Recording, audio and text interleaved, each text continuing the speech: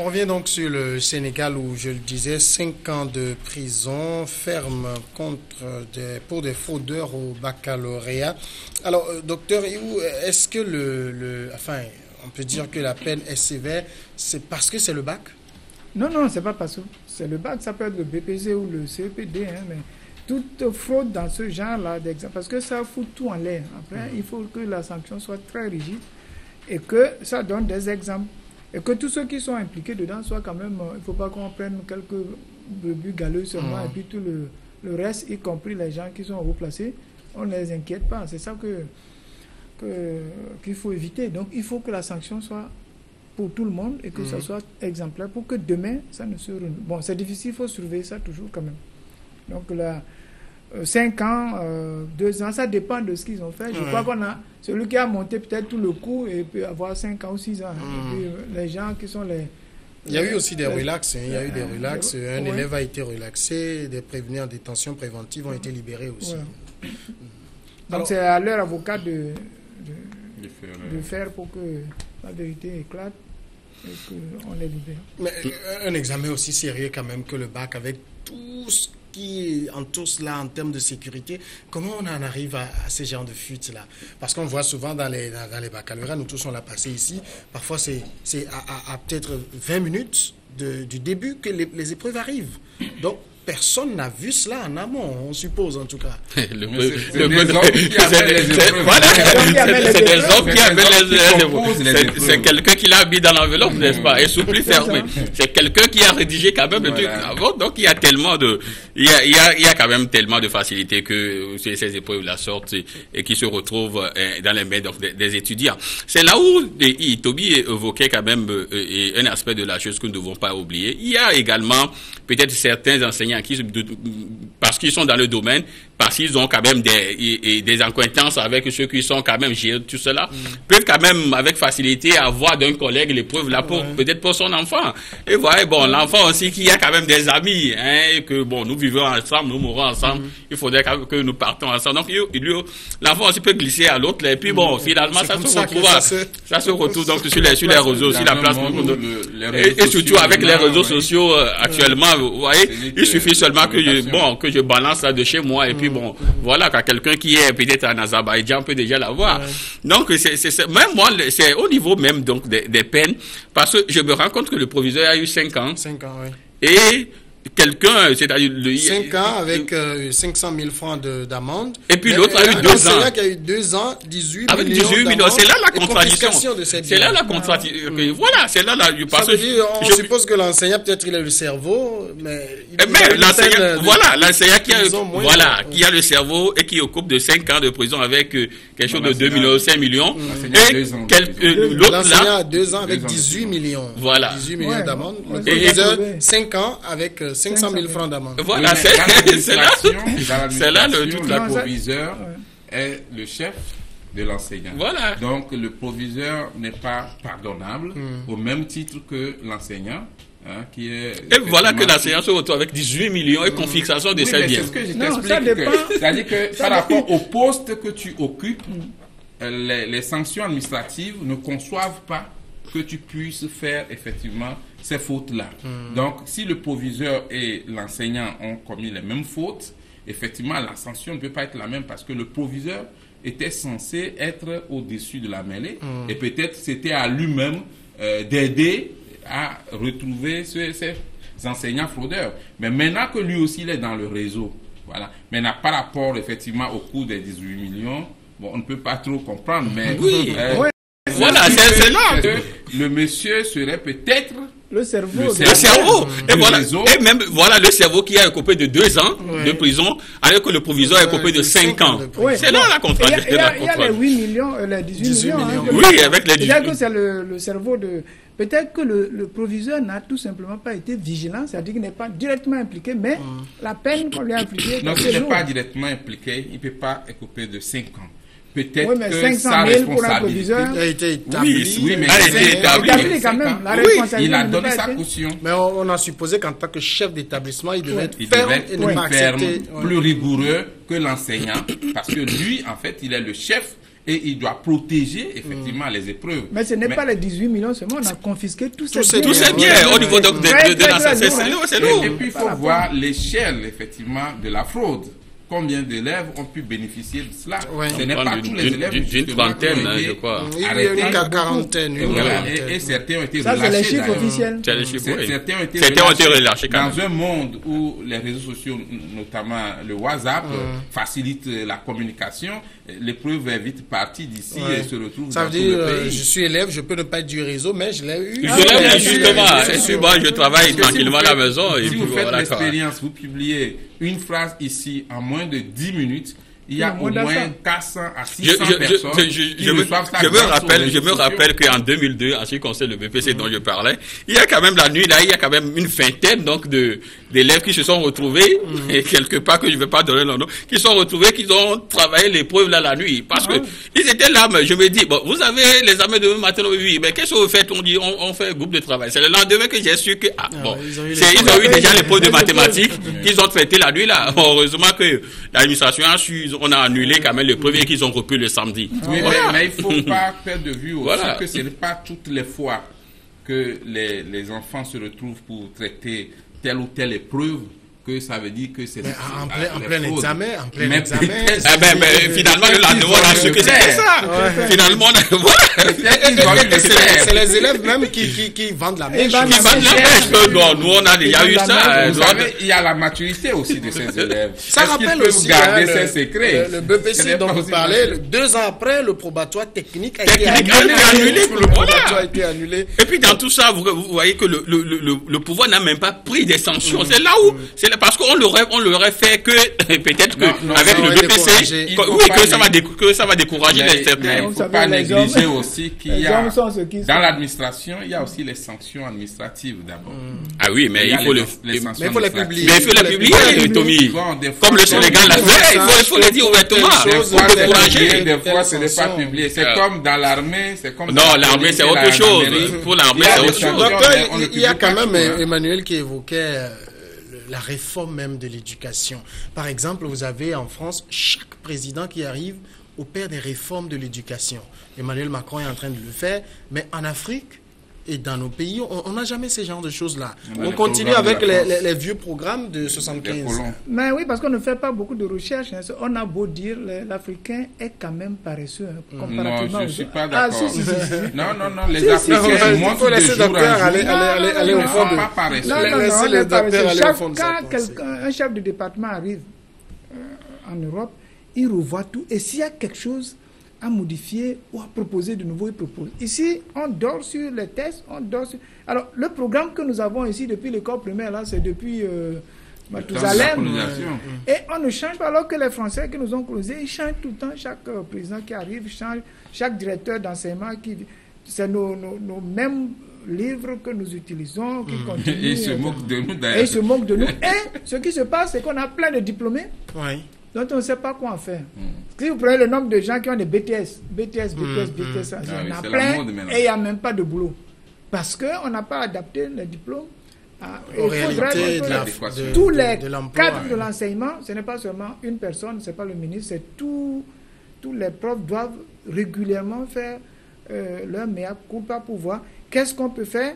J'ai donné l'exemple la fois passée ici, que on a reçu un ami algérien où des Peugeot PSA a délocalisé. Oui.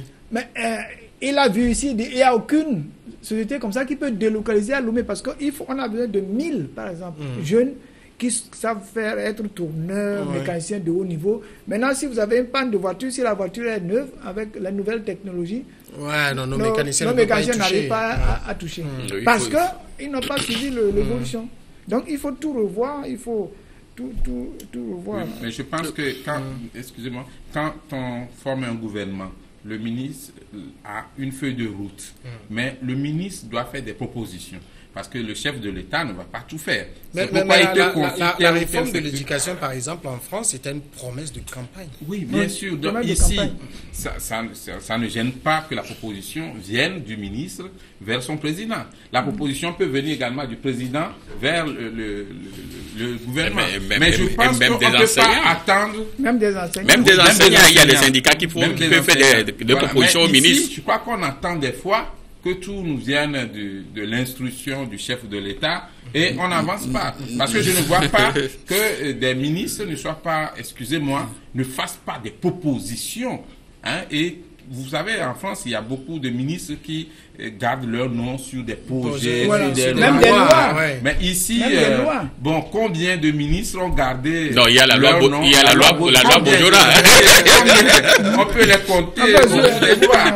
Et au niveau de l'Assemblée nationale, est-ce qu'on interpelle souvent le ministre ou les ministres en charge de l'enseignement sur tel ou tel aspect ou tel sujet? Et moi, je veux ajouter que les syndicats ne sont pas là seulement pour réclamer leurs avantages. C'est ce qu'on a. Les syndicats peuvent proposer, le syndicat de l'enseignement peuvent se réunir et proposer au gouvernement, non, notre enseignement est dépassé. Mais ici, on a l'impression que les syndicats, c'est uniquement pour... des revendications, soit salariales, soit sur les conditions de travail. Mais ça, c'est normal aussi. Ça ne doit pas s'arrêter là. Le drame, Sylvain, c'est que, par exemple, si on prend notre programme, les enseignants, quand on discute un peu avec les enseignants-chercheurs, ils disent ce programme est truffé d'erreurs. Je prends par exemple l'histoire d'Agrocoli, que c'est pas comme ça s'est passé, mais on continue d'enseigner ces mêmes erreurs. Oui.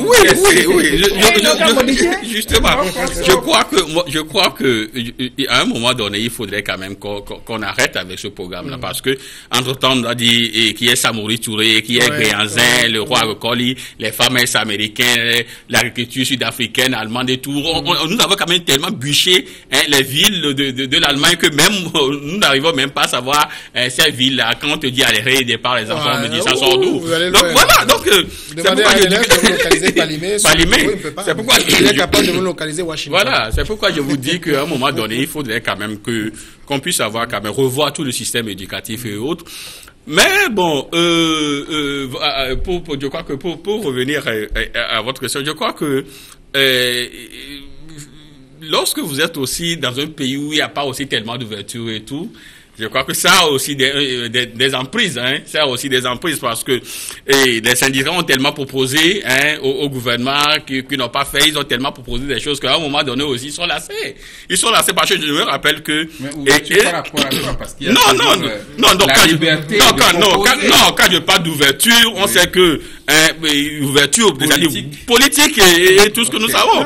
Donc aujourd'hui, les députés, quand ces députés interpellent les ministres, est-ce que vous voyez combien de fois ces ministres manifestent un certain nombre de zèles d'arrogance devant ces députés? Les gens ne sont pas, parfois il y a certains ne viennent même pas. Ils sont sous les députés. Aussi aux députés de leur rappeler les gens qui sont nommés, qui sont élus, justement, remettre à leur place. Justement, nous sommes dans un pays où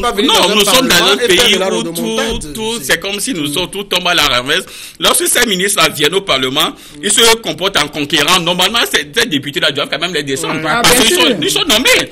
Ils sont nommés, les députés sont élus. Donc, vous avez vu quand même le spectacle qui s'est passé la dernière fois qu'on a interpellé le ministre Ognofam, ensuite on sait les routes. Vous avez vu quand même tellement, le monsieur parlait comme si il est devant ses enfants. Donc à un moment donné... C'est quand vous avez les députés qui ne maîtrisent pas le sujet. À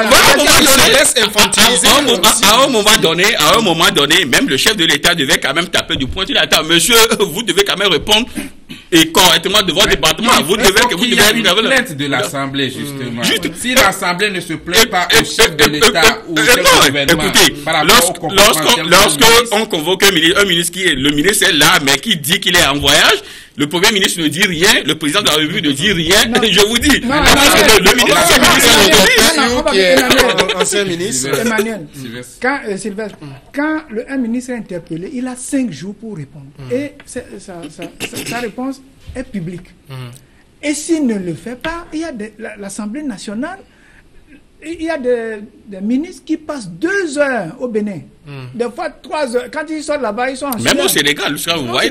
Donc, c'est les députés aussi qui sont, disons que, qui laissent. Deuxièmement, attendez, les députés, avant d'interpeller un ministre, vous devez maîtriser le sujet. Ouais. Parce que quand j'ai vu le ministre... Je crois que même les questions sont envoyées. Voilà. Question d'actualité. Donc, vous devez maîtriser le sujet. On a vu la fois passer le ministre Femme qui avait l'air de dire aux députés, ah non, vous n'êtes pas au courant, c'est ceci. Sur l'affaire de la concession du troisième quai, il a employé même une allégorie, il dit que c'est pas des cacahuètes. Voilà. Et quand un ministre ne veut pas tenir de tel langage devant des députés. Quelle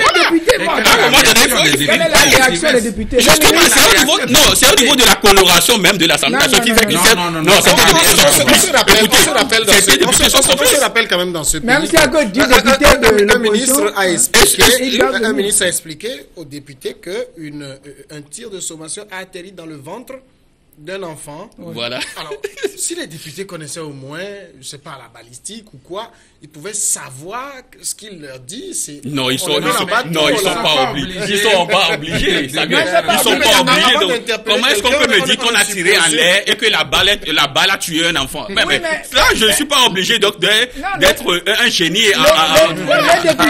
Le député va dire en même temps devant tout le monde, puisque c'est toute la nation qui voit, mais monsieur le ministre, vous mentez. Comment on peut tirer balle en l'air? Expliquez-nous comment ça s'est passé. J'ai l'impression qu'ils sont trop tolérants. Non, écoutez, il y a certains qui le font. Il y a certains qui le font. Même de vénérer mémoire, je veux parler donc du député de l'UEC, Brim Diabaté. Lorsque vous le voyez à l'Assemblée nationale, lorsque vous le voyez à l'Assemblée nationale, c'est quelqu'un qui est très pimpa, mais finalement, quand ils font tout et que les autres ne le suivent pas, ils sont obligés donc de laisser faire. Donc c'est au niveau de la coloration même donc du Parlement. Il y a certains députés, au lieu de regarder la chose comme un élu du peuple, ils préfèrent regarder la chose comme un député d'un parti.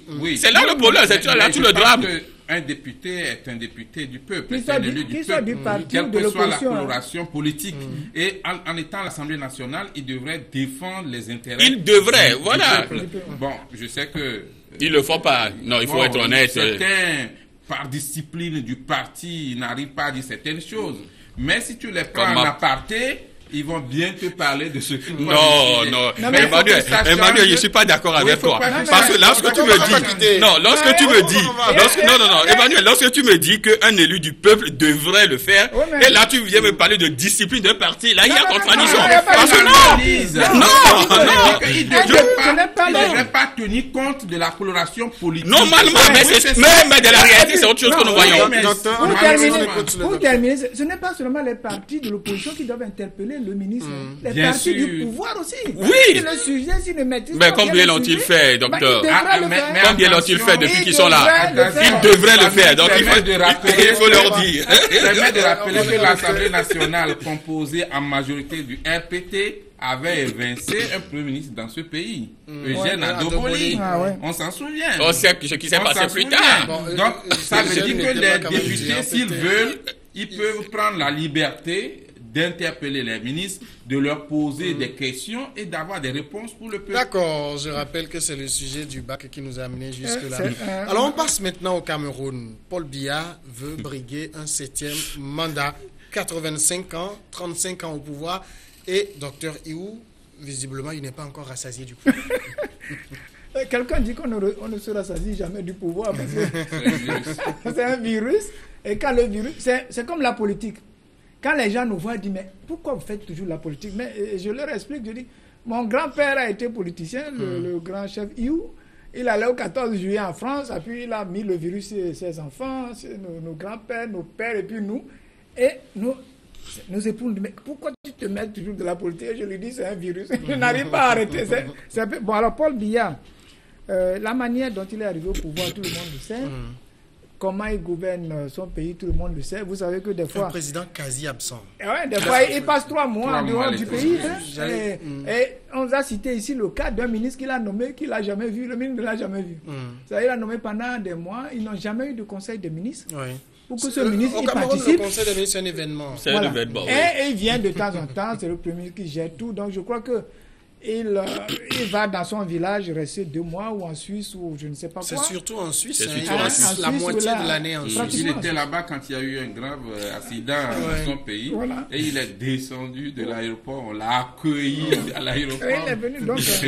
Maintenant, c'est au peuple camerounais de décider ou de. Bon, c'est toujours ce qu'on dit. Hein. Il a écrit sur son compte Twitter: je serai votre candidat à la prochaine élection présidentielle. Et il dit qu'il est candidat pour répondre à des appels incessants.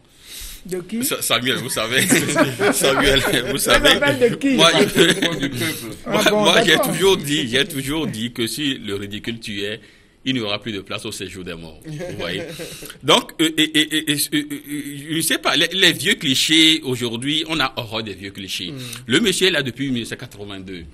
Il est là, et puis, figurez-vous, en 2014, j'ai fait quand même quelques investigations sur le... En 2014, le seuil de pauvreté au Cameroun était 37,5% en 2014.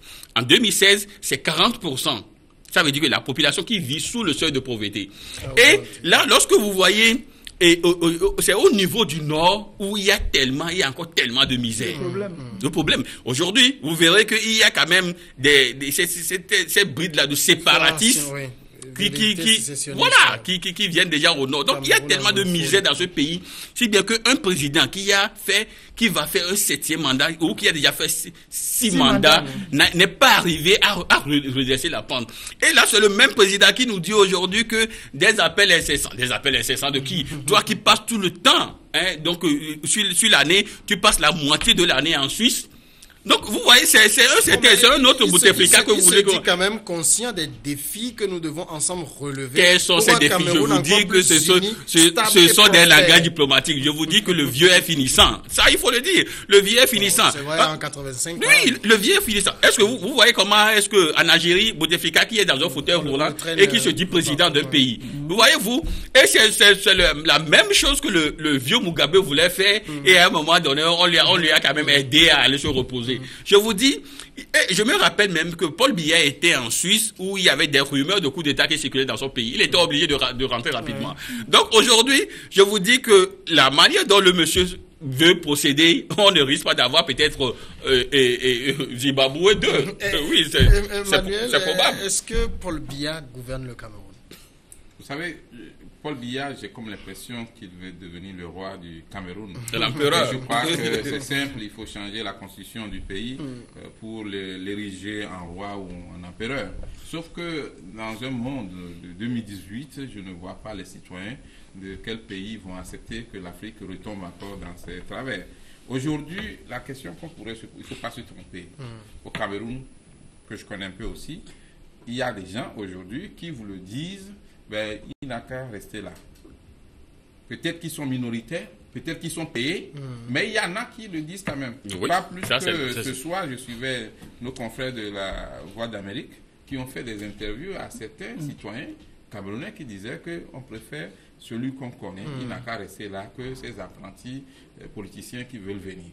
Donc je pense que dans un pays, c'est justement ça, puisque ceux qui sont au pouvoir, ils mettent tout en œuvre avec leurs moyens financiers dont ils disposent pour convaincre certains à se rallier à leur cause. Et ils continuent, même s'ils savent que après 7 ans de mandat, quand même, il faudra laisser la place à une autre personne. Mais ils continuent par dire c'est ça. Et il y en a qui sont des conseillers qui trompent Paul Biya, qui lui disent attention, le peuple veut que tu sois encore là. Si tu pars, on ne sait pas ce qui va se passer. Alors que le trompe, Paul Biya... Non, il est assez grand. Il est assez grand pour savoir. C'est pas une question d'être grand. Non. Vous savez, chez les présidents de République ou des chefs d'État, il y a 2 sortes de conseillers.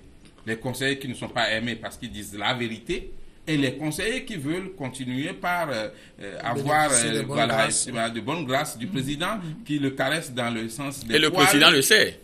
Des fois, il le sait, mais il choisit ce qui lui plaît. Voilà, donc ça veut dire qu'il est au courant, on ne l'a pas trompé. Paul Biya peut prendre une décision de dire, ben, en tant qu'un vieux sage, je décide de ne plus briguer un autre mandat. Mais il dit, les militants, les citoyens ont dit que je dois me représenter et je dois répondre à leurs appels, sinon ce serait une trahison. Mais il ne faut pas perdre de vue aussi que M. Ouad Abdoulaye, Maître Ouad, a commencé sa campagne à 82 ans. Donc voilà un continent où il y a les contrastes pas possibles. Maintenant, qu'est-ce que les politiciens, les intellectuels du Cameroun, les Africains, qu'est-ce qu'ils font concrètement pour que M. Paul Biya ne puisse plus gouverner le pays pour 5 ans encore? C'est faute de dauphin? Non, ce n'est pas une histoire de dauphin. Je crois qu'on a raté le coach sur un plan. Les populations doivent savoir ce qu'elles veulent. Et on n'a pas ça dans presque tous les pays africains parce qu'il n'y a pas beaucoup de maires élus. La démocratie commence par les locales. Ça, on a dit ça partout. Lorsque vous devez élire le maire de votre village, que vous savez ce que ce maire doit vous faire, s'il ne le fait pas, les populations restent comme ça. Il y a beaucoup qui ne savent pas pourquoi vous demandez aux gens, même des cadres, de lire leur constitution, ils ne lisent pas. Et après, on a l'impression, tout ce qui se passe, que ce soit au Togo, dans la ville de Lomé, où le fonctionnement des villes ne marche pas, demandez à quelqu'un de mon village, par exemple, s'il sait ce que c'est qu'un maire d'Amlami. Quelles sont les fonctions du maire d'Amlami?